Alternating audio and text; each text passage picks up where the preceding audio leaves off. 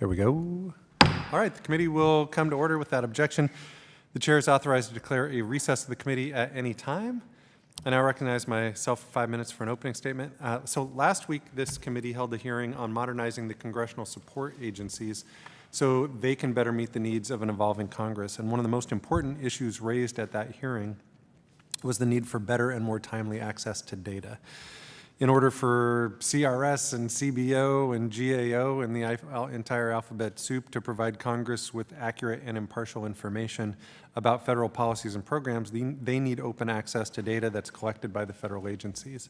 They also need for that data to be provided in user-friendly formats. A few years back, I sponsored the Open Government Data Act, which became part of the Evidence-Based Policymaking Act. For that very reason, government data should be available to the American people because it belongs to them. Access to data helps Americans invent new technologies and start new businesses and create jobs. It also helps improve decision making. For example, the Department of Education maintains a college scorecard so consumers can compare schools and see which institutions provide the best value. Imagine collecting and making sense of all that data on your own. You'd need an advanced degree in data science, which sort of defeats the whole purpose of researching where to go to college. By requiring federal agencies to establish data inventories and make data more available to the public, the Evidence Act also builds efficiencies into the policymaking process. Legislation that incorporates objective evidence and data is more likely to withstand scrutiny. Data can also shed light on which government programs are succeeding and which are failing. Data also helps lawmakers see program success and failure through a variety of lenses. For example, decision makers can use data to explore why a particular program is underutilized rather than just cutting the program altogether. They might discover that consumers simply lack knowledge about the program, a program that can be fixed through a public education campaign or more targeted marketing. Lawmakers can also use diverse sets of data to weigh whether a government program is worth the cost. The amount of money spent on a program is an important data point, but so are the returns on investment. A more holistic understanding of how federal programs impact the American people can help legislators legislate smarter. So today's hearing is about what Congress can do to better encourage the collection and use of evidence and data. The federal agencies are doing their part to make data available, but it's up to Congress to incorporate data into the policymaking and evaluation processes. So I'm looking forward to hearing what ideas the experts joining us today have for moving Congress toward the goal of routine evidence-based policymaking. The committee will once again make use of the committee rules we adopted earlier this year that give us the flexibility to experiment with how we structure our hearings. Our goal is to encourage thoughtful discussion and the civil exchange of ideas and opinion. So, now the wonky part, in accordance with Clause 2J of House Rule 11, we will allow up to 30 minutes of extended questioning per witness, and without objection, time will not be strictly segregated between the witnesses, which will allow for extended back and forth exchanges between members and the witnesses. Vice Chair Timmons and I will manage the time to ensure that every member has equal opportunity to participate. Any member who wishes to speak should just signal their request to me or Vice Chair Timmons. Additionally, members who wish to claim their individual 5 minutes to question each witness pursuant to Clause 2J2 of Rule 11 will be permitted to do so following the period of extended questioning. I feel like I really stuck that this time. I'd like now to invite Vice Chair Timmons to share some opening remarks. Thank you, Mr. Chairman. Good afternoon. Thank you for being here today. We're really looking forward to your testimony. I'm going to share a quick story. So I'm a captain in the South Carolina Air National Guard. I'm a JAG officer, and I was invited yesterday to speak to 50 company-grade officers at the National Guard Association over next to Union Station. And we were having this long conversation about all these different things, and I started talking about how Congress has gotten away. And it's funny, I didn't use evidence-based. I said, the way I framed it was collaborative, fact-based policymaking from a basis of mutual respect. So we got immigration, we got healthcare, we got debt. We got all these huge challenges that are facing this country, and we're not doing that. We're not, it's not collaborative, it's not fact-based, evidence-based, and it's definitely not from a basis of mutual respect often. So the question is, what can we do to fix that? And just when I said that, it was interesting. I guess she was a captain from somewhere in the Midwest. She said, well, where do you get your facts? And we had like a 15-minute conversation about news and about data, and the first thing that came to mind was that when I was getting my master's degree, the statistics class, the first thing the professor said was, if you learn nothing from this class, know that if you tell me what you want the statistic to say, I will create that for you and give you evidence to support it. So this is a very important issue because everybody has their own facts, and I think maybe the most important thing is the lack of exchange of ideas and the lack of defense of ideas. The chairman and I often talk about our time in the state senate, and you were forced to defend your ideas. Everyone sat in the chamber. In South Carolina's 46, and if you put up an amendment, you had to go up there and defend it, and it was very quick to tell who had any idea what was going on and who didn't. So you got to the bottom of it. So evidence-based policymaking is the only way out of the situation we're in. The biggest challenges facing us will only be overcome if we can find a way to reform the manner in which we are conducting ourselves in this institution. So I just really appreciate you all taking the time to come and be a part of this hearing, and I look forward to it. With that, Mr. Chairman, I yield back. Thanks so much. The committee's honored to welcome 3 experts who are here to share with us their recommendation for how Congress can improve its access to and use of data and evidence in policymaking and evaluation processes. Witnesses are reminded that your written statements will be made part of the record, and our first witness is Poppy McDonald. Ms. McDonald is the president of USA Facts, a nonpartisan, nonprofit organization that collects and visualizes publicly available data with the goal of helping ground democratic debate in facts.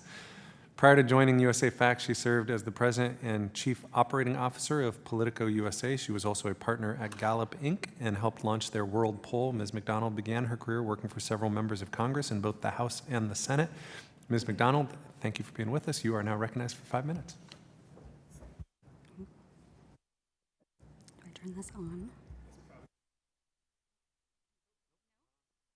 Okay. It's not lighting. Oh, there we go. Perfect. All right. Thank you for that technical assist this afternoon. Good afternoon to you all, and thank you for the opportunity to speak with you today. My name is Poppy McDonald, and I'm the president of USA Facts. I have submitted testimony for the record, but I will summarize some key points for you today. USA Facts is a nonpartisan, not-for-profit organization dedicated to providing the American public comprehensible and understandable government data. USA Facts empowers American citizens and you and your fellow elected leaders to make data-driven decisions about the issues facing the country. We do this by providing unbiased facts, by standardizing data from federal, state, and local government sources and presenting it in a clear and simple manner at usafacts.org. The data we use is consolidated from 78 federal agencies with sources from every state and region nationwide. We don't attempt to influence public opinion in any way. We consolidate government data to support serious, reasoned, and informed debate. We exist to help all decision makers, as well as the public, access reliable information and empower them to make policy from a strong foundation of trusted facts. USA Facts was created out of a clear societal need for accurate and accessible data from the federal, state, and local governments. In 2015, our founder and former CEO of Microsoft, Steve Ballmer, wanted to use his personal charitable efforts to lift children out of poverty. He tasked a team of financial analysts with researching impartial data from the government about the government's own efforts to determine where current programs are targeted and where there are additional needs. The analysts thought it would take them a matter of weeks to compile. It actually took 6 months.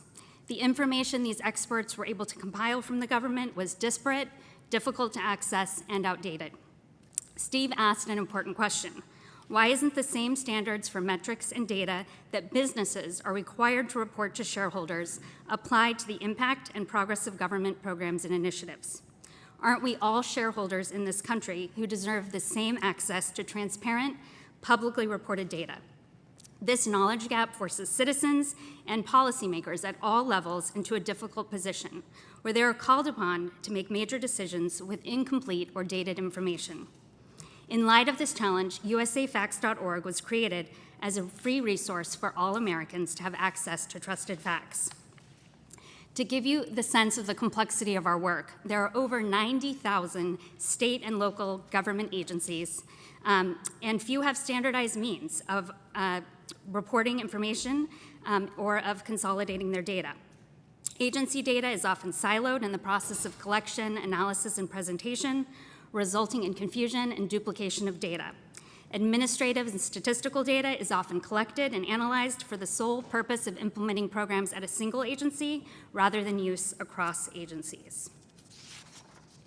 To give a recent example, at the start of COVID-19 pandemic, federal and state leaders lacked standardized data to inform crucial decision-making. USA Facts combed through state and county reports, all of which use different methods to create a standardized view of daily virus cases and deaths. As a result, usafacts.org became a go-to source for many local governments, as well as publicly traded companies, not-for-profits, and millions of citizens to provide comprehensive real-time COVID data. We filled a key need in the public awareness effort, but COVID-19 will not be the last challenge this country faces. One of the principal reasons for USA Facts founding was to allow Americans to use data to make decisions about the future of the country in the same way that executives use data to make decisions for their companies. Modern, successful businesses rely on robust, timely data to make strategic decisions, and a modern Congress should be empowered to do the same. To support the information needs of a modernized Congress, USA Facts advocates for more open, timely, and detailed data from our government. We continue to promote recommendations that individual agencies can implement to mitigate access issues, including ensure that data is timely, complete, and accurate, create reliable and certain ways to access and understand data, ensure data sets are contextual and relevant, establish formal cross-agency and cross-government collaboration and standards, and make the data and collection processes more transparent. The enactment of the strongly bipartisan Open Government Data Act in 2019, originally introduced by Chairman Kilmer, was a key initial step forward in making some data from the federal government accessible for Americans' personal and commercial use. It created an initial pathway for agencies to organize and distribute data to other agencies and to the general public in ways that are easy to access and understand. This has been a good start, but much more needs to be done. In 2019, Congress appropriated $8.9 billion for the collection of government statistics. So we have tremendous stores of data, but it is not compiled and to be readily accessed or understood. It is the Americans' people's data, and they, as well as those they elect to represent them, should have timely and easy access to it. The opportunities for improvement are vast, but the solutions are within our reach, and USA Facts remains a strong partner to help achieve them. Thank you for your time. Thank you, Ms. McDonald. Our next witness is Nick Hart. Dr. Hart is the president of the Data Foundation, previously served as director of the Bipartisan Policy Center's Evidence Project. This built on his work as policy and research director for the U.S. Commission on Evidence-Based Policymaking, where he led the development of the commission's final report and recommendations for Congress and the president. He has also served as a senior analyst for the Office of Management and Budget. Dr. Hart, thanks for being with us. You are now recognized for 5 minutes. Thank you, and thank you all for the invitation to join today. So the Data Foundation is an organization that's a national nonprofit and works to improve government, business, and society through open data and evidence-informed public policy. So needless to say, I'm really excited to be part of the discussion today. The term evidence-based policymaking is one that has garnered a lot of attention around the world, including here in the US in recent years, and part of that is based on our US Commission on Evidence-Based Policymaking. It's actually a model of this in practice. It was a group of politically appointed experts who built a body of evidence that was valid, reliable, and credible, and directly in response to a congressional inquiry or question. So they based their findings and recommendations on the evidence. Congress then relied on that evidence in developing the Evidence Act, which included the Open Government Data Act. Some of the recommendations were taken literally, some were conceptual, and some are yet to still see action. But the evidence informed the creation of the Evidence Act, and this is exactly the goal of evidence-based policymaking. Agencies are now in the midst of implementing this law, including expectations for open data, data sharing, data inventories, and new leadership roles of chief data officers and evaluation officers. So we hope it's also leading to change in government's culture to have evidence be the norm and have this also be a pervasive expectation. It's also an incredibly important law for Congress. And I think it will be increasingly useful for congressional decision-making in coming years as agencies are developing more evidence. But right now, it can also be leveraged. For example, agencies are currently developing what we're calling evidence-building plans or learning agendas. Those will be published next year. And the goal of those documents is to identify gaps in knowledge so that we can build the evidence and have it available before decisions are made rather than after. So as members of Congress or staff, you can provide input to agencies at this moment on those plans. Second, Congress can provide targeted oversight of key data laws where this body relies on the executive branch for information. In fact, there are notable gaps in implementation of the Evidence Act today. More than 2 years after implementation or enactment of the Evidence Act, key guidance and regulatory actions for Titles II, the Open Government Data Act, and Title III are not yet available from OMB. And this includes important privacy and open data provisions that are relevant to Congress, the American people, and researchers. Over the last decade, Congress has also passed numerous data laws, including the Data Act, the GREAT Act, the Taxpayers' Right to Know Act, GIPR modernization, and many others. Effective implementation of these laws can directly support congressional decision-making by making data available for your use, including on spending, awards, contracts and grants, performance, and program outcomes. The majority of these recent data laws were largely authorized without new appropriations, and I think we need to also realistically say that we should be doing careful consideration of unintentional resource constraints that limit implementation. And finally, there are a great many enhancements to current law that might still require further action by Congress. Researchers need access to data to answer policy questions, yet access is often a major limiting factor. Earlier this year, the House passed the bipartisan National Secure Data Service Act as part of the NSF reauthorization, and that was based on work from the Evidence Commission and our work at the Data Foundation. And a data service substantially could improve researcher and evaluation secure access to survey data, administrative records, or linked information. And then it potentially has major implications for understanding inequities or disparities in government policies or evaluations of important programs for education or workforce. Congress should also consider how to bolster its own access to evidence and evidence-building capabilities independent of what's happening in the executive branch. Back in 2018, the Bipartisan Policy Center released a set of suggestions right here on Capitol Hill to do just this, and I want to highlight a few of those suggestions. One, Congress could create a chief data officer, just like what we're seeing in the executive branch. It's a designated leader to promote training and data fluency for staff, as well as ensuring that thinking about data is somebody's day-to-day job here on Capitol Hill. You could also establish an ombudsman, someone who can help align the evidence needs across committees or members with expertise that exists in the research and evaluation community. Perhaps CRS could be tasked with thinking about how to compile robust systematic reviews, bringing together a body of evidence when addressing major policy questions in an unbiased manner, especially for politically sensitive areas. GAO could expand its focus on building capacity for modern evaluation techniques, extending beyond traditional program audits. When it comes to processes, committees and staff could choose to develop their own learning agendas, like we're seeing in the executive branch.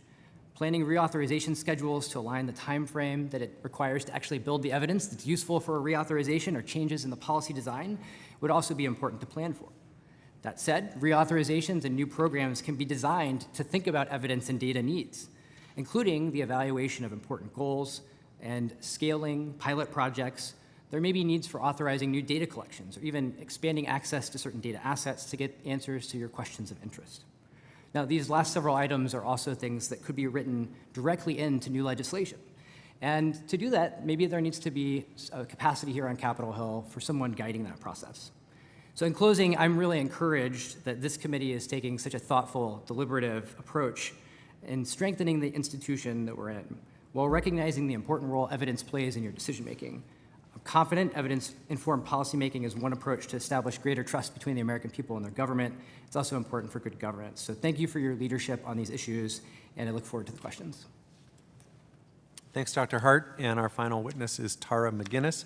Ms. McGuinness is a fellow and senior advisor at New America, where she founded their New Practice Lab, which seeks to improve the design and delivery of policies focused on family economic security and well-being. She's an adjunct professor of public policy at Georgetown University, and appropriate for our committee and our attempt to boost book sales, is the co-author of Power to the Public, The Promise of Public Interest Technology.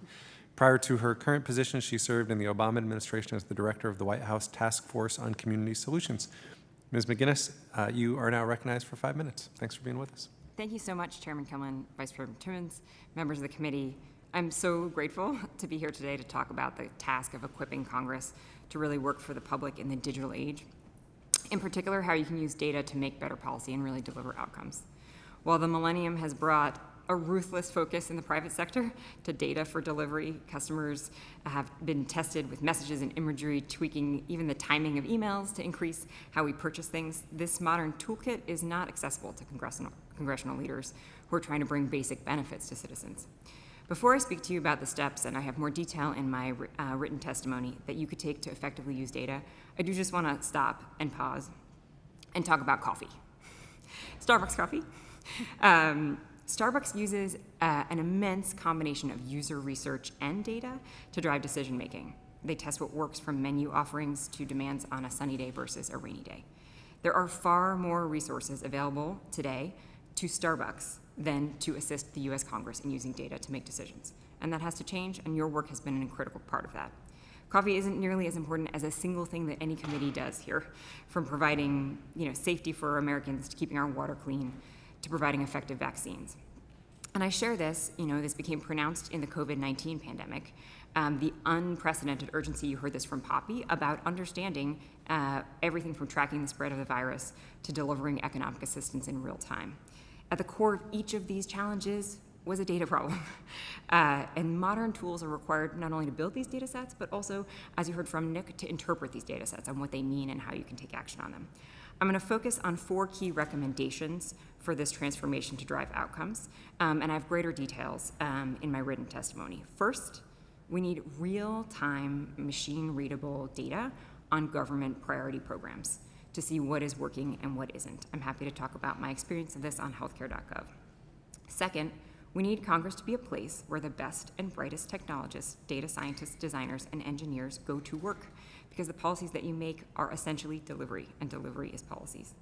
Third, Congress needs to do what you ordered the federal government to do, to bring practices of plain language and user testing to your communications. I want to say a final word about data and evidence.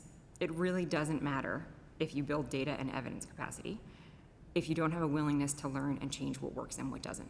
And I know that's the ultimate goal of this committee, but I do think as we think about building on the Evidence Act, that is really the number one thing we need to focus on. Data is step one. In this book, Power to the Public, I went around the globe and I interviewed governments that were doing things that were profoundly different and more impactful. And there were 3 things that governments were doing who were having a real impact for their citizen. 1, they didn't just have data that they collected in real time. They had meaningful feedback loops to understand what their constituents need. Pairing this massive data with the human experience allows you to see what you can miss in big data sets. Finally, they had cultures of learning where they could learn from their constituents and change their decision making. Plenty of organizations have dashboards. Far fewer of them use them to tackle root causes. I am so grateful for the attention you all are paying to this issue. Congress's capacity to collect data and use evidence may seem like a small technical thing, but in the digital age, it is the difference between accessing life-saving vaccines and receiving a rental check for evictions. The ability to see what works and what doesn't work and make decisions and laws upon it can be nothing but short of life-saving. I'm really grateful, and I'm happy to answer your questions. Thank you, Ms. McGuinness. I now recognize myself and Vice Chair Timmons to begin a period of extended questioning of the witnesses. Any member who wishes to speak should just signal their request either to me or to Vice Chair Timmons. So I guess this is what I want to get a better understanding of. It seems like we've got a few things we got to work on here, right? In Congress we have, and I think you just touched on it, Ms. McGuinness, there's both a skill problem where we haven't built the muscle here, either in the individual offices at the committee level or as an institution on how to use data. And there's also a bit of a will problem, right? You got to want to do it, right? Oftentimes the debates here are about what we think, not what we know, and what we think is not always based on fact, right? So I guess what I'd like to get a better understanding of, and each of you kind of touched on specific ideas in different ways, I want to just get operational for a second. If we define an end goal of individual member offices, committees, and the institution both wanting to and having the capacity to use evidence to make decisions, let's get operational. Like, what are 2 or 3 things that you think by airdrop you onto this committee, what recommendation would you pursue if you were us that help get us there? And if you have suggestions of whether it be coffee companies, state legislatures, or foreign governments that you think we ought to look at, we're game. How's that? You can just go down the list or whoever wants to go first, shoot. So I'll jump in. Well, I think it's important to recognize, first of all, that Congress does evidence-based policymaking today. This is not something as a critique to say that this doesn't happen at all. There are definitely areas where committee staff are incredibly savvy, and information from CRS, GAO, CBO is all relevant. I think my main points would be about strengthening that capacity. So certainly there are gaps in knowledge, and this is not a critique of any individual or person, but rather the world is constantly changing as we're thinking about how to use data better in our society. So having a process for facilitating education and training of the workforce, whether it's committee staff or individual members, is, I think, really important as this goes forward. Understanding complex concepts like multi-party computation and homomorphic encryption that most people their eyes will gloss over as you hear those terms, we're going to be talking about those for years to come. So figuring out the staff capacity is really important. The second thing, if you're talking about staff capacity, there also has to be somebody clearly in charge as a leader. Who do you recognize in the congressional institution to guide this process? And this is part of why I suggest something like a CDO. We're seeing this have. Would you sit that at CRS? Is that the right place for it? CRS could be the right place for it. I think there are probably arguments that it could be more independent and not aligned with the existing support agencies based on the role that they would need. Okay. So I guess those are a couple of my quick suggestions. Go ahead. I would underscore the role of CDO. It made a big difference when we brought this to the executive branch. It changed our culture and even allowed us to do some translation on what a data scientist does and what kind of questions they ask in a policy briefing. I think this is testimony that's been put forward this committee before, that of kind of 3,500 legislative assistants here and staff on the Hill, fewer than 20 have deep expertise in technology. That comes from the testimony of Travis Moore, the CEO of Tech Congress. And so I think really you have an asymmetrical balance between the best talent leaving for other things that are not as important. And so signaling this was something that was important for the federal government to bring a wide range of skill sets to the Hill will end up producing things that you haven't even thought of about why you might need an engineer. It changes the questions you might ask someone who's coming before this committee or others. Second, I do think the ability in the interim to draw on expertise from the federal government, the creation of the U.S. Digital Services of 18F, there is already an existing federal authority that would allow rotations to committees or even brief review. Wouldn't it be helpful to have someone who worked on the last failed delivery of a policy review the legislative text for the next one? That is the sort of thing you could call on today by creating a rotating fellowship or even building your own permanent staff on this. I think on the question of where you locate a CDO, it's certainly worth deeper exploration. The clerk and chief administrative officer's role, and really what is the data that you're aiming on, I think could be very different depending on where you locate this particular role. And finally, I do think the ability to translate, bring trainings to staff, and be not too prescriptive in how you write this into legislation. The dynamism in what the modern tool set is different from when we were at OMB. It is very quick, and you don't want to prescribe what makes sense today. It won't make sense 6 weeks from now in terms of what is the most useful set of data tools. But having evolving skills that you can bring to the staff here is critically important. Great. Chairman Kilmer, you mentioned the skill and the will, which are two really important things. I would also say the time, right? So I do think congressional staff are really interested in understanding by the numbers, where does this country stand? We worked with Senator Romney and Senator Schumer's policy staff to put together a picture of our country by the numbers. And we did that for the President's State of the Union address. And we analyzed State of the Union addresses and felt like the President, no matter from what party they are, always described the state of the country as strong, stronger, even better. And we thought it was a little more complex than that, and that it could be described in data.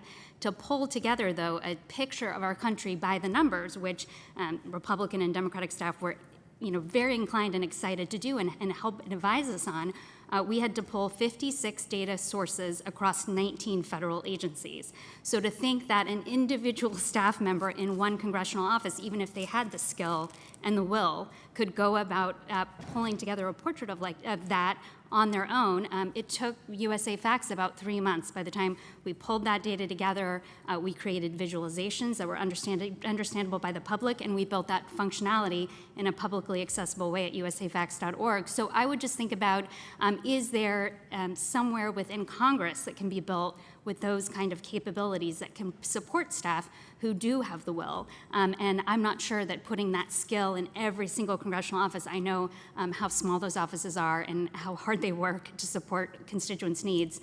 But I would just think about, how do you create that capacity? USA Facts certainly stands ready and willing to help, but I also think that members of Congress deserve to have that capability right here in your own four walls. Great, thank you. Go ahead. Thank you, Mr. Chairman. So the chairman talked about skill and will. I'm going to put it in a little bit different perspective. I see three components of this conversation: resources, process, and will. So still got will, but resources, we need impartial, unbiased, digestible, scholarly literature that addresses the relevant topic. We have some of that with CRS. Some of that is not digestible. And then there's obviously a think tank for every position on the political spectrum that has digestible, scholarly, but partial or biased. But at the same time, reasonable minds can differ on a lot of the solutions to these big problems. So that's not bad. It's just we got to be able to put all that stuff into the process and try to figure out the answer. Then we have process. So I've been in Congress for 3 years now, and well, I'll be fair. This is the same before and now. So financial services, we haven't had a legitimate exchange of ideas in subcommittee or full committee in my entire time in Congress. We have not had a single, well, maybe one amendment adopted by the minority party. I'm going to go ahead and couch that. 4 years ago, the previous Congress, I guarantee you it was the same way. So, I mean, I'm not playing politics here, because everybody does it when they're in the majority. So there's a process issue there. We have the subcommittees, we have the full committees, we have the process there, we just don't have the will to use it. Now, then you get to will, you have two problems. One, it's easier, well, everybody's playing gotcha all the time, and it's easier to put things together at the last minute and wait till Christmas Eve and say, all right, we're voting on this. If you want to go home, stick around. I'm going to ask your thoughts on my version of this in a second. So you said Congress does engage in fact-based policymaking earlier, and I actually was trying to think of the worst example of not that, and it was COVID round 2. So we did the initial one. Again, this is emergency, so it's not super fair. But COVID round 2 had a couple of programs in it to try to help small businesses not lay off their employees. It was just awful. It was poorly thought out. It didn't have any basis in reality. Ultimately, wasn't used. But we got the PPP loans after that. It actually worked fairly well. I would say it was a resounding success. But again, I'm on the floor talking to a bunch of people that I love and respect, and I'm just like, this is how this would work for my business. Like, you're literally going to cause me to be a felon because I can't do what you're making me do. And they're like, oh, okay, I get that now. And I'm like, what? How is this possible that we're voting on this and we haven't thought about these things? Anyways, so given all of that, I mean, it's all three. It's resources, process, and will. Where do y'all believe we are most efficient, and where do you think we can most improve? So I think that's a very powerful example that you just offered of a place where emergency action was necessary in the national interest. And there are cases where Congress may make decisions about policies where the evidence is entirely missing. And I think my response would be, how are we addressing the evidence needs going forward? So we've designed a new program. What did the program design have for the Small Business Administration, Department of Treasury to specifically build evidence, evaluate the questions at hand? So the next disaster or national emergency where somebody says, this is a great idea, we can actually calibrate with what happened in the past, learn, maybe make improvements, changes to the policy. So evidence-based policymaking isn't about always having the precise, perfect evidence at the beginning of a process, because we rarely do. It's about building this and continuously learning over time. I think in that spirit, some of the areas that we have the greatest need involve basic capacity of a workforce that can do this, but also being truly transparent about what evidence we have. So in Congress, why can't we have something like an evidence register? Just like a CBO score shows up for every bill. This is the evidence we used to document the need of this particular piece of legislation. It wouldn't be that hard to add, and would go a very long ways in being completely transparent about what evidence exists and what doesn't. Financial Services just passed or approved a bill called the Financial Transparency Act that was voted out of the House earlier this week, and that's about open data.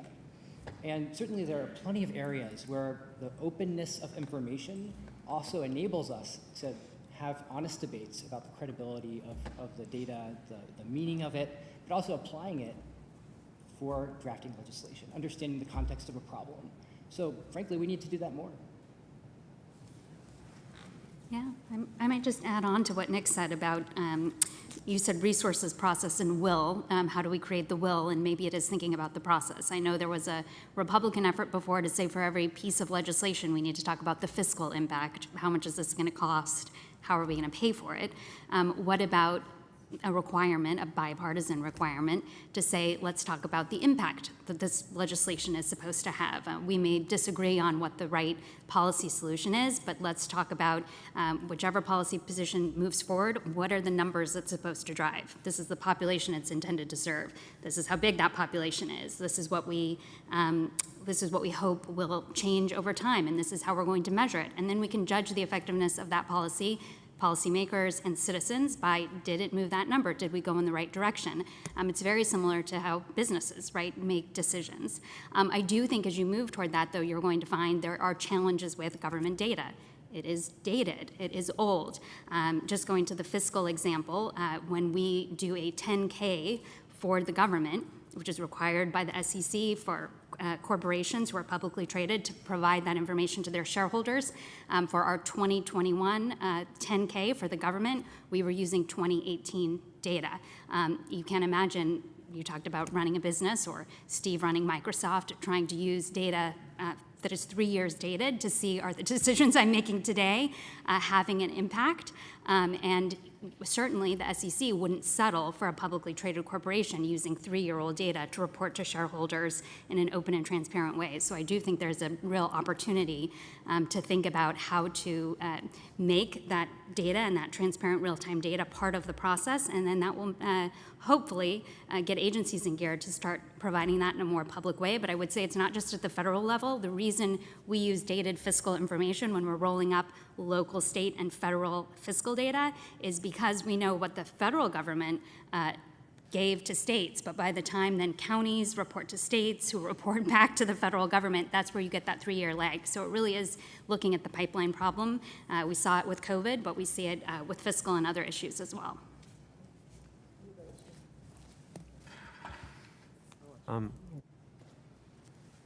I saw Mr. Phillips gesture first, so I'll get to him and then I'll get to you. The fast gesture. Yeah.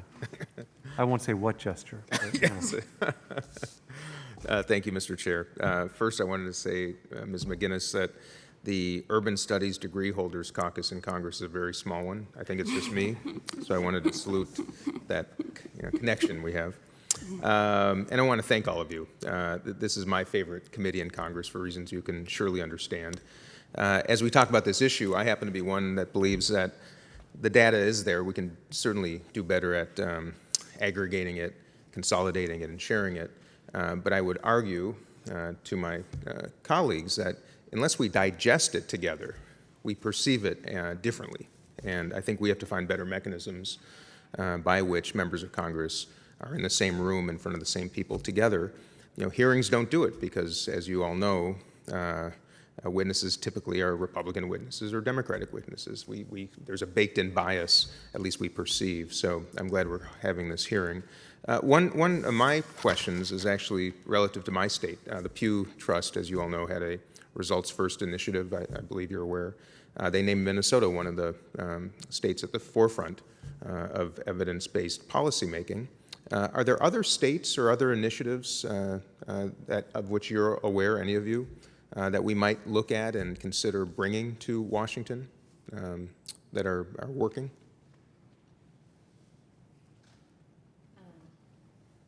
First and folks, I'm happy to jump in on the state Please. example. And to take as a, when you're trained in urban Can you hit planning. your mic? Oh, your mic, yeah. When you're trained in urban planning and subway planning, it's one of these cut and dry things. Yeah. If your math is wrong, the subway doesn't stop in the right location. It is the basis of evidence. On the states and cities, kind of outside of the federal example, I think it's remarkably uneven, and even you can find in a place like Minnesota, excellence across the board. But if you add a layer of, as you see, I'm working right now on early education, without collecting data on demography, you don't see that it's both at the top of the class across the country unless you disaggregate for race. So I think both making sure how we collect, and I think this is a really important point on data, our ability to create it and create data sets and use them by the communities that are serving is mission critical, or you have enormous blind spots in what the data tells you. On other states and localities, I think, Michigan has an incredible body of work out of the Michigan Department of Health and Human Services, where they've brought a combination of evidence and user testing, and this is where you can see real impact in the delivery. My focus is a lot on not data for data's sake, but how does it change our ability to improve schools, get vaccines in people's arms. In Michigan, they had the longest application for public benefits in the country. It was 1,200 words long. It was once they applied evidence to it, they could see there was no difference between the people who got through the system and had their benefits approved and the people who were stuck somewhere. It was only through a combination of looking at real-time data from the system about where people were stuck and interviewing both frontline Michigan state workers and residents that they were able to cut this in half, make it 20 minutes, increase government efficiency. It's a project that was done under Democratic and Republican governors in Michigan. That's one state where I'd raise. I'm happy to work with other colleagues to make sure we can lift up a few other examples.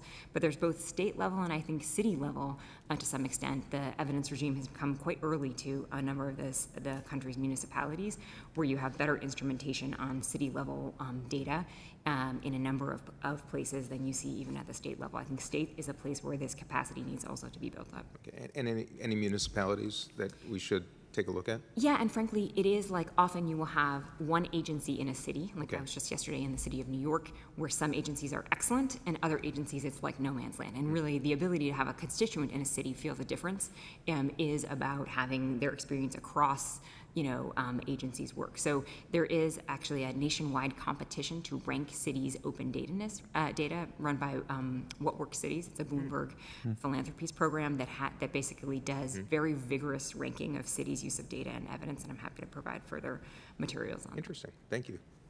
Mr. Hart or Dr. Hart? So I think there are actually a great number of examples from states that I'd be happy to follow up on, but I want to just maybe highlight a couple that are relevant here. Ohio has recently, under the Lieutenant Governor's leadership, launched Innovate Ohio, which is essentially a data infrastructure for compiling administrative records for the state, but also includes open data. So they've done a sort of soup to nuts capability that enables their citizens as well as researchers to access information better, and they can actually apply it for the budget process and for other activities and decision making. The state of Mississippi, for a number of years, has run something called Life Tracks, which is built out of their state longitudinal data system.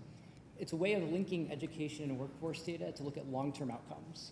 And Mississippi is maybe a surprising example for that system, but they built it by being incredibly transparent about what they were doing, having good oversight and accountability procedures. And they've made it available to the research community. Wonderful. Missouri, interesting example of sharing workforce data, UI data, in partnership with an organization called the Coleridge Initiative. I'm sorry? The Coleridge Initiative. The Coleridge, okay. Where data can be linked to other states, where our federal infrastructure is somewhat lacking. States are starting to innovate and figure out ways to solve these problems. So I think it's really incredible work happening in states. Terrific, thank you.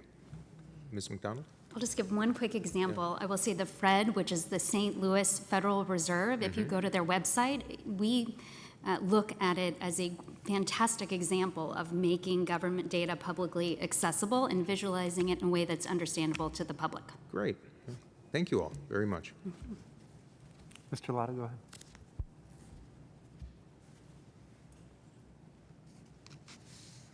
Well, thanks very much, Mr. Chairman. Thanks for your witnesses for being here. Glad to hear, since I'm from Ohio, I'm glad to hear that's good. That's good news.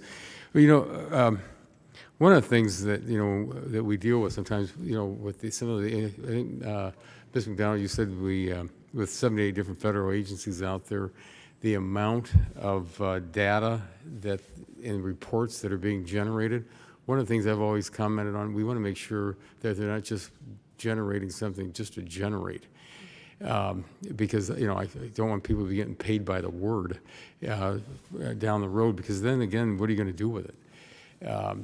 And if you can't use it, it's worthless.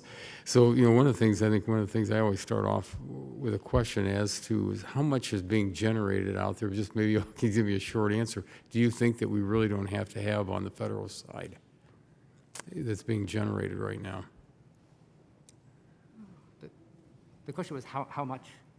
That we don't. From the agencies and departments that we have, because again, there's a lot of things that are generated, but why? Is it being generated? Because again, if we're going to get it out there to be used, it's useless a lot of times if it's just being generated, and it's not useful for an intended purpose then. So I think this is an important reason laws like the Paperwork Reduction Act exist, where federal agencies are tasked with submitting what's called an information collection request to OMB for review. But that's about information they're collecting from the American people, where we assess the burden and even the quality of the information they'll get back and whether it aligns with a particular purpose. But we also know there are plenty of places where data are submitted to government not as data, as faxed forms, for example, which we learned about early in the COVID pandemic. It makes it challenging to use data when it sits in a file drawer. And so there's an important message here as we're building new open data capabilities and infrastructure. The data have to be machine readable and high quality.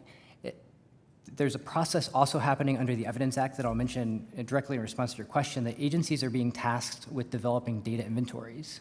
So a way of documenting publicly what data they collect and have. They're not yet accessible from many agencies, but in coming years, we'll have much better insights, taking the ICRs that happen under the Paperwork Reduction Act and linking to the data inventories to be able to answer your question, hopefully much better. Well, let me ask you all this, because again, what do most people do now? I was on the other day, I was at the Library of Congress on the reading floor, and I'm sure there are people out there, a lot of the younger people wouldn't even know how to use a card file anymore to find anything. And when you think about the research that's going on, for some people, it's just like they just go to a search engine and punch it in, and I always tell folks, everything that's out there on the internet is not actually all factual. But how do we? Because again, since so many people are relying on that, how do we look at that then? Because if it's being put out there by departments or agencies, how do people? Is it being able to be accessed? Because I think as you just mentioned on that point that there could be some issues. But what about that? If I just ask everybody real quick, just on search engines and what people are looking at, because again, that's what people are relying on now. Because you can find, how many times we've heard this? You can find anything on the web. That is a really good point. I would say for USA Facts, we're thinking about optimizing for Google, for Bing, right? We know that Americans, when they have a question, they are going to a search engine. And how do we ensure that that government data pops up right first in the response, and that Americans have a trusted source for that information? I'd say too, to your point about are there agencies that are collecting maybe data that's not usable or not helpful? I do think that where USA Facts sees a challenge is we look at not only the 78 federal agencies, but the 90,000 local government entities. They're all collecting data, but if there are no standards about what data is collected, when it's reported, how it's reported, is that actually useful or helpful if none of that data matches up in terms of understanding school districts and comparing them across the country, or understanding the efficiency or the effectiveness of government? So I think standardization about what should be collected, and Congress saying this will be helpful for us in judging the effectiveness of this policy. This is what needs to be collected, and really making those requirements clear would be really helpful in moving us forward. I'm happy to jump in next. Is that working? Yep. I think this line of questioning raises 3 important points. And I want to underscore what Poppy just said on common data standards. It would be really difficult. We are collecting a huge amount of data in a way that doesn't allow you, because many laws have defined a family or a child or even a young person at a different level, that allowing various agency data sets which originate by legal requirements from different bills to give you a full picture. I think there's real work to do on standardizing data, and in the next generation of laws being thoughtful about whether the definition of a child across agency may be useful to get a full picture of what's happening for the public. Second, I do think there is a real difference between what you're using data for, and we're going to need it for many things, longitudinal studies, more intensive evidence-based work, but also it was a striking lack to me in the federal government, the data that is available to program administrators for making programs better for the public. You have reams of back-end data that could in no way tell you today how many people are applying for SSDI and where did they get stuck and how long did it take. And so I think I would put special emphasis on prioritization across the government data that we're collecting to have outcomes for your constituents. And I think right now that prioritization doesn't exist. And also back to the tool of the ability to see it in real time, the ability for it to be machine readable, or frankly, where you can to take the humans out of the process, so that when someone is sick in said state and they are the data agent who sends the PDF to HHS with how many people got COVID today, when they have COVID, you can still get data numbers if you are doing this in a profoundly less manual way. So I think real prioritization for what matters in serving the public is an important line of questioning. And to the extent to which, the next generation of laws, many challenges I faced in creating consumer-friendly products were often that 2 decades ago something was mandated by collection in a piece of legislation. So where you can be prescriptive about the outcome for data that you want in your next law, rather than how you collect it, so that it doesn't become outdated. I think that's a really important role for this committee. How obsolete something becomes really quickly on this data side is really important. And so much of this is prescribed by law, and then you're wasting money collecting it in a kind of manual fashion.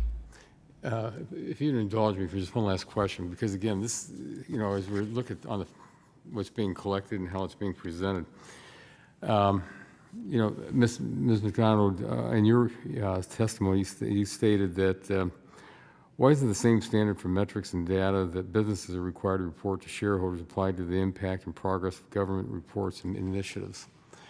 And again, I think it goes back to, I can remember back when I was in the Ohio legislature and our Legislative Service Commission would prepare everything, bill came out, they'd go through and with the analysis. Well, one of my bills, I chaired a very complicated committee, and so our bills were like sometimes 1,000 pages long. So just the analysis was 100 pages long. And I remember going to the floor, I said, we can't give everybody a 100-page analysis. So we had another agency cut that down to 10 pages. So, but when you think about that, how do we, change the mindset on the government? Again, this is the whole thing that we're talking about. How do you change the mindset to get something usable? So it's just not, just like a bunch of verbiage out there. It's just like you read 100 pages to try to figure out, okay, I only needed this. So how do we get to that point? Because again, if companies are required by their shareholders or anybody else to have to hit a standard, and we're not doing it. So, again, I think that's one of the issues that we're going to have out there. Yeah, I will say we find it ironic, and Steve Ballmer having had to sign a 10K form on behalf of Microsoft attesting that the data was accurate and current, did find it ironic when he was searching for the government's 10K that there are standards and they're not followed by the government, but they're set by the government. And then in terms of usability and accessibility, I would just say your observation is correct that people don't like to read, right? So how do we make data really visual, use as few words as possible so that the point gets across? And I think data visualization, like quick short summaries, is a really important way to think about how to present that information. We do a Form 10K is not accessible or usable, just to be clear, but we do our annual report on government, and if you look through it, you'll just notice it is primarily visual with, well, there's a few words there, but I would say it's not a lot of words. It's a lot of visuals to help paint a really quick, clear picture in data visualized. Well, thank you very much for your indulgence, and I yield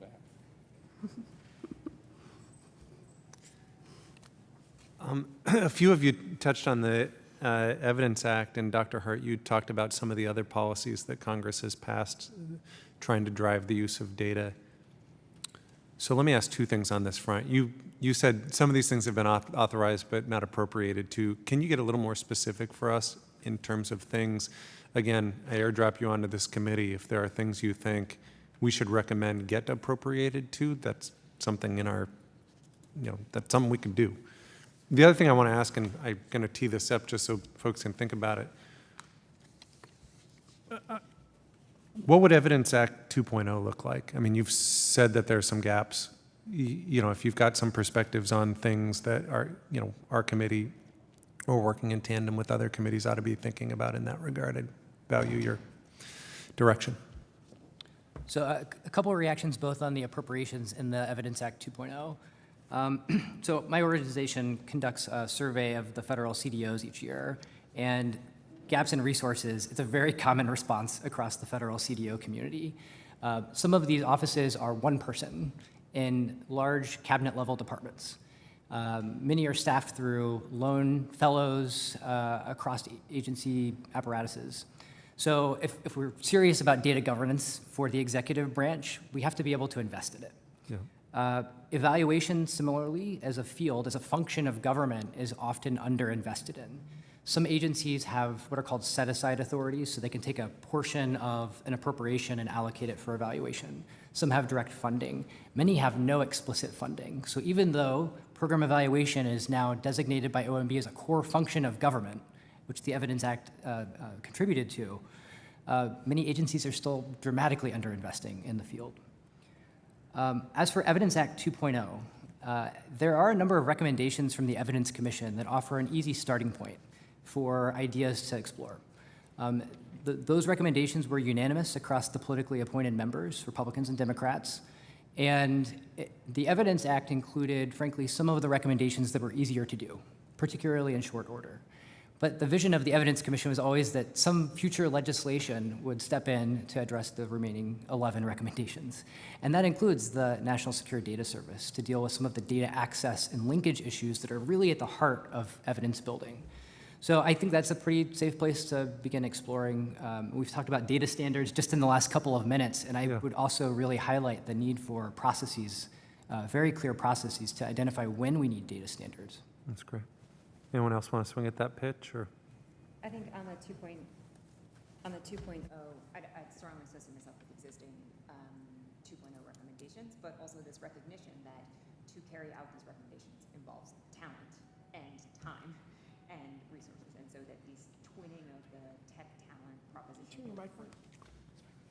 The twinning of the tech talent proposition for both Congress, but also the federal government, the resourcing of the CDOs, but also, frankly, leading policymakers need to be better data translators so that it doesn't sit entirely on the CDO to be answering these questions. So I think really making sure that Evidence 2.0 contemplates the how to do what was prescripted, not just the what.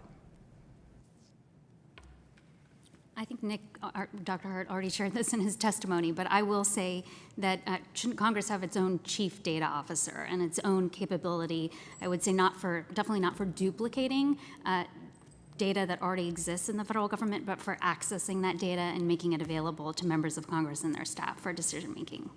Is USA Facts information entirely based on government data? We use only government data. We think that's the best way to ensure that, first of all, we're making the people's data accessible, but also to ensure that there's not any kind of partisanship introduced into the site. So it's just government data. We don't use opinion polling. We don't use predictive analysis. We use just the data as reported. And is your sense, and I ask this because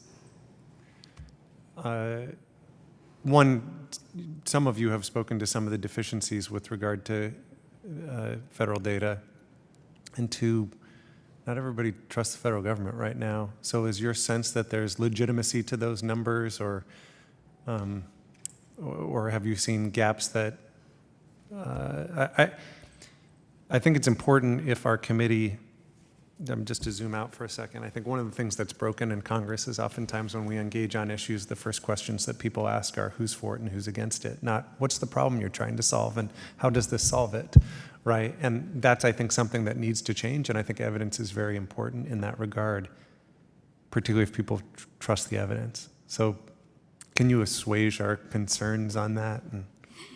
Well, there has been an erosion of trust in every major institution in America, right? Academia, banking, and Congress. But we do think that, in government, right? But we do think that the people who are public servants working inside of federal agencies who are tasked with collecting data and reporting it, cross-party lines, they're there as public servants to make this data available. And so we think it is a good source for the facts. And so are there ways to improve it, to standardize it? Absolutely. But we think that people fund this data. I mentioned the $8.9 billion that was appropriated in 2019, and it should be accessible to lawmakers and to citizens for decision-making. Great. So I would just add, to the question of public trust, this is an incredibly important point for government data collections. And if you've ever met someone that works in the federal statistical system, I think they'll assure you that we have a great deal of protections by design in the system on core data collections, the census, the work of the National Center for Health Statistics, education statistics. So I trust the data that the federal statistical system is producing, and I can say that emphatically. When we talk about evaluation and the work of administrative records, the same is true. The workforce producing this data, producing the evaluation and the insights is incredibly talented and skilled. So hopefully that translates for the American people, that they can also trust that the information that's coming out of this very objective system. Got more? You good? All right. Thank you so much. Thank you. I actually do have one other thing. Hold on, let me just. One Yeah, piece go on ahead, the data please. and trust, can you hear me? Yeah. Which is, I think the importance of having large-scale data sets, which collected by the federal government meet a higher standard of protection than data collected by any other source, and there's profoundly more data collected out, in the private sector. I do think the pairing of qualitative and quantitative data can't be underestimated for people's ability to catch the blind spots. The diversity of data analysts in the government is really important. There are plenty of cases in my research where a data set came from a single source, like 311, that overrepresents certain voices. And it wasn't until you had a group of data scientists who came from all the communities that were served by this that allowed you to see or do a set of interviews. So I really think pairing back to people's ability to trust kind of numbers and statistics, pairing in 2.0 qualitative and quantitative data so people can hear their own voices, and for things that the experts didn't know to ask show up is really important. Is there anything we didn't touch on in terms of just building capacity within the institution, building this muscle? I've heard your message loud and clear on having chief data officer for the Congress. I think in your testimony, at least one or two of you spoke to the importance of kind of staff trainings. Anything we didn't cover on that front? I just want to make sure we've. One piece that really gets to Representative Lada's question about. I don't think it's on. One piece that gets to Representative Lada's question about the gobbledygook, the ability to translate some of these materials, I do think very straightforward, the 2010 Plain Language Act, which has kind of made these mandates of the federal government on usability, could very easily be done back to lightweight like a CDO. Ledge Counsel reviews every bill. You could have a plain language expert. This is what you have. I'm sure Ledge Counsel in Capital One reviews every every disclaimer that goes to the public, but having someone who has the skills of translating this back into English, I think could make an enormous difference in a short period of time for someone to read a bill and know what it says. So I think that's one recommendation. A plain language expert here alongside Ledge Counsel could go a long way. That's great. I think we touched on this idea that there could be some support capacity for, similarly, in drafting legislation, who's thinking about the data collection that's actually necessary to ensure you can evaluate the program. Currently, that's probably committee by committee, and there's no consistent resource. So building that resource, I think, would be really important. That's good, guy. Maybe ending on a Pollyanna note, but I just want to go back to something Vice Chair Timmons brought up in his introductory remarks, where he said, I haven't been part of a conversation since I joined Congress that was a bipartisan group of members starting from agreement on the facts, right? And I have been a part of one of those conversations. It was on the Senate side, where there was a bipartisan group of members, and we sat down and walked through the government data by the numbers, and you had somebody on the far right and the far left starting to talk about the obesity epidemic based on the numbers. And we had staff in the room and senators say, we haven't had one of these conversations in Congress, but I think there is a real opportunity if you make this data available and accessible to bring members together from both sides of the aisle. They may not agree on what is the right solution or what's the right path forward, but they can start from agreement on the facts, and I think that could rebuild trust from the American public as well. Good, good note on which to end. I want to thank all three of our witnesses for their testimony today and thank our committee members for their participation. I also want to thank the House Armed Services Committee for letting us commandeer their room once again, and thank the staff of this committee for putting together another great hearing with some terrific witnesses, so thank you for that. Without objection, all members will have 5 legislative days within which to submit additional written questions for the witnesses to the chair, which will be forwarded to the witnesses for their response. I ask our witnesses to please respond as promptly as you are able. Without objection, all members will have 5 legislative days within which to submit extraneous materials to the chair for inclusion in the record. Phew. And with that, this hearing's adjourned. Thanks, everybody. Thank you. Yes, yes.